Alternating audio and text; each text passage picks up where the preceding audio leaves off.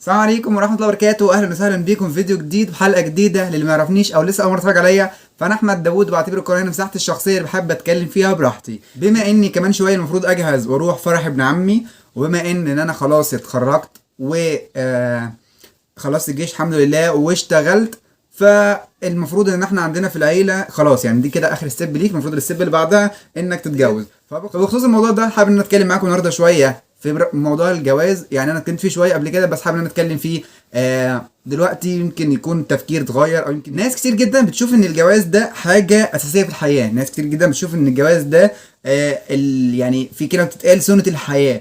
انا مش هتكلم من منظور الدين شويه، يعني رغم ان انا ممكن مثلا استشهد بحديث في كلام، بس انا حابب اتكلم في موضوع اكتر من وجهه نظري انا. يعني انا زي ما قلت ان انا القناه هنا بحاول او بحب ان انا اتناول فيها مواضيع شخصيه خاصه بيا او وجهه نظر انا. فانا هتكلم من وجهه نظري انا. تتفق، وارد انك تتفق معايا فيه، وارد انك تختلف معايا فيه، مفيش اي مشكله. يعني اختلاف في الراي لا يفسد الود قضيه. فبس انا حابب ان انا اعرض وجهه نظري، بما ان خلاص يعني المفروض ان اهلي الفتره ديت خلاص بداوا يفتحوا معايا الموضوع، لان هم شايفين ان انا خلاص يعني خلصت دراسه وخلصت جيش وخلصت خلاص بدات ان انا اشتغل واستقر وكده. فهم شايفين المفروض بقى الستيب الثانيه او الخطوه اللي هي دي دلوقتي او الجايه ان انا بقى يعني اشوف بنت الحلال ونتوكل على الله. بس انا ما بشوفش كده. يعني انا بشوف ان الموضوع لا، هو مش مجرد انك خلاص يعني مش مجرد، ما ينفعش ان احنا نتجوز بمجرد ان احنا عايزين نتجوز وخلاص. يعني لا، انت بتشوف الاول، او انا من وجهة نظري ان في اساسيات وفي حاجات جدا. وانا هستشهد بس بحديث الرسول صلى الله عليه وسلم اللي هو قال فيما معناه ان هو من استطاع منكم الباء فليتزوج. الاستطاعة هنا يعني انا بشوفها، او من وجهة نظري انا مش هتكلم يعني تفسير الحديث نفسه او كده، لان انا مش صاحب يعني مش صاحب علم ديني، او انا مش دي حتتي. يعني انا ممكن شايف او اللي واصل لي من الحديث هي حته ان من استطاع منكم الباء فليتزوج.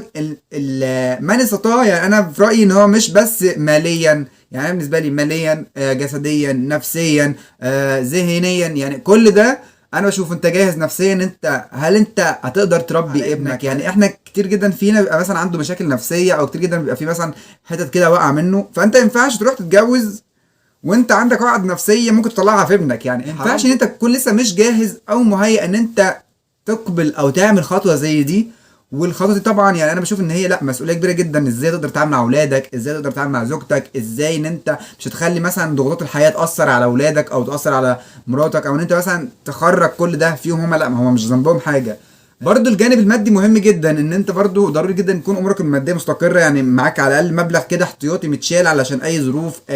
ظروف شغلك تمام، في مصدر دخل تاني غير مصدر الدخل اللي هو الوظيفه بتاعتك. لان احنا دلوقتي بقينا عارفين ان هو بقت الحياه صعبه شويه ان هو يكفيها مصدر دخل واحد. حاجه تانية او فكره المسؤوليه، برضو ضروري جدا ان انت تكون قادر تتحمل المسؤوليه. وضروري جدا ان انت تكون قبل الجواز اختبرت ده في نفسك. يعني ان انت سواء مثلا الحياه اجبرتك ان انت تشيل مسؤوليه معينه، او انت مثلا استقليت بنفسك وعشت عرفت قدرت تشيل مثلا مسؤوليه نفسك، او قدرت تعيش وحدك. فانا بشوف لا، ضروري جدا تكون انت جاهز من جميع الاتجاهات. ضروري انت تكون جاهز من جميع الجوانب. مش سهل، دي خطوه مش سهله. احنا بس لما بنروح نشتري بنطلون او قميص فاحنا يمكن بنقعد وقت كتير نفكر ونتردد، وبعد ما نشتري حاجه لا مش عاجبانا نرجعها تاني. وما بالك ان دي حاجه مثلا هي ممكن ماكسيموم تقعد معاك سنه او يعني سنتين كتير قوي. فانت بقى تخيل بقى ان موضوع الجواز ده او الستيب او الخطوه بتاعت الجواز دي انت هتقعد معاك مدى العمر الى ما لا نهايه، يعني لحد ما تموت. فلا، الخطوه مش سهله والخطوه مش بسيطه، لدرجه ان احنا مثلا في يومين ثلاثه اربعه، ويمكن انا بشوف ان هو شهر نكون ان احنا قدرنا نفكر في الموضوع ونلم الموضوع من جميع الاتجاهات. لان انت مهما تلم الموضوع يعني مش بعقد الدنيا او بقول ان احنا ما نتجوزش، بس انا بشوف لا. يعني انت مثلا، انا من وجهة نظري انا، يعني انا اتكلم عن نفسي، انا مثلا تشوف ان انت الواحد بيبقى الاول يخلص ماشي الحاجات الاساسيه اللي هي الف ب اصلا. يعني انت مجرد ما خلص تعليمك جيشك اشتغلت، ده انت كده عملت الف ب في حياتك. انت ما انت لسه ما عملتش ب كمان، انت عملت الف بس في حياتك. لا، انت لسه مثلا في احلام تانية عندك، في اهداف تانية عندك المفروض غير الجواز. طبعا يعني الجواز انا بالنسبه لي بشوفها اخر ستيب او اخر هدف انت ممكن تعمله في حياتك. انت خلاص حققت كل اللي عايزه، او حققت جزء كبير جدا من اللي انت حابه او عايزه، او حققت على الاقل الحاجات اللي هو الجواز مش هيعطلك عنها. يعني انت على الاقل ممكن حاجات تقدر تحققها وحدك، وفي حاجات ممكن شريكك او ممكن الشخص اللي انت مثلا يعني هيبقى معاك في حياتك فيما بعد تقدروا تحققوها سوا او تقدر تحققها وهو معاك. طيب انا ايه اللي عاوز اقوله من الفيديو؟ انا اللي عايز اقوله من الفيديو ان خطوة الجواز مش خطوة بسيطة، مش خطوة سهلة، تحتاج قبلها، انا بشوف ان الشخص بيحتاج قبلها ان هو ياخد كورسات في ان ازاي يتحمل مسؤولية، ازاي يتعامل مع اولاده، ازاي يتعامل مع مراته، ازاي يربي اولاده. يمكن الكورسات واحدة برضو مش هتكون كافية، لازم تطبق الجزء ده عملي. يعني بشوف مثلا انت لو ظروف شغلك او حياتك خلتك انت مثلا متحمل مسؤوليه قد المسؤوليه، اتس اوكي، ده مفيش اي مشكله منه، كويس جدا. اذا ظروف شغلك او حياتك ما هيتكش لده، فانت المفروض ان انت تهيئ لنفسك لده، بان انت مثلا تشيل يعني تشيل مع اسرتك في البيت مسؤوليه شويه، تستقل بنفسك مثلا في شقه لو ده تقدر تعمله، وتشيل مسؤوليه نفسك شويه. حاجة تانية ان انت مفترض قبل الجواز بتكون حققت او تحقق جزء كبير من احلامك واهدافك في الحياة اللي انت تقدر تحققها او مش تقدر تحققها مع شريك حياتك فيما بعد.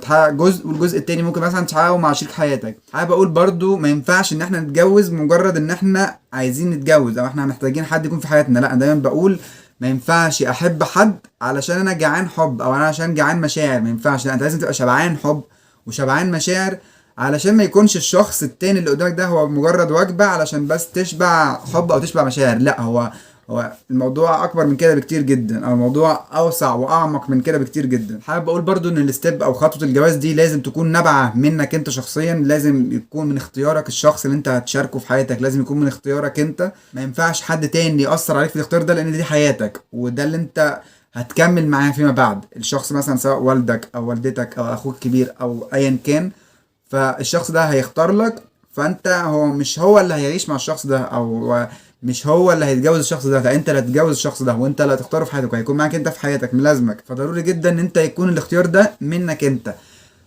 مش بحب حته مثلا حد يجبر حد على الخطوه بتاعه الجواز دي، لان لا يعني دي حاجه شخصيه جدا، ومفترض ان انت اللي تكون صاحب القرار ده. يعني انا حاولت الم الموضوع بشكل معين او بشكل بسيط جدا عشان اوضحه في الفيديو، اوضح وجهة نظري في موضوع الجواز.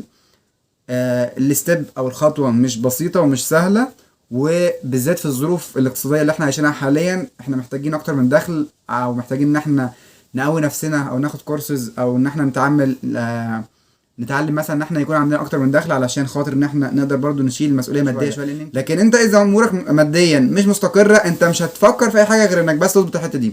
فعلى الاقل الامور الماديه تبقى مستقره، علشان حتى لو احنا اخدنا الستيب دي واحنا مش جاهزين واكتشفنا فيما بعد ان احنا مش جاهزين او مش قادرين نتعامل، احنا ممكن مثلا ناخد كورسات او ممكن نتعلم ازاي ان احنا نتعامل في الحاجه دي، احنا تمام، لان احنا امورنا الماديه كويسه. بعكس انت امورك الماديه لو مش كويسه، انت مش هتفكر، انت هتمشي تلبش في الجوازه وخلاص. مش هتفكر خالص انك مثلا تاخد كورس ازاي تتعامل او حتى تتفرج على فيديو، لا، لان انت دماغك بس هتكون مشغوله في ان انت ازاي تجيب فلوس مش اكتر. بس ده اللي كنت حابب اقوله في الفيديو ده، وشكرا جدا لو انت تتفرج لحد هنا. ما تنساش لو الفيديو عجبك تعمل لايك، ولو انت مش مشترك في القناه ما تنساش تشترك في القناه. من هنا لحد اشوفكم في فيديو جديد وحلقه جديده، سلام.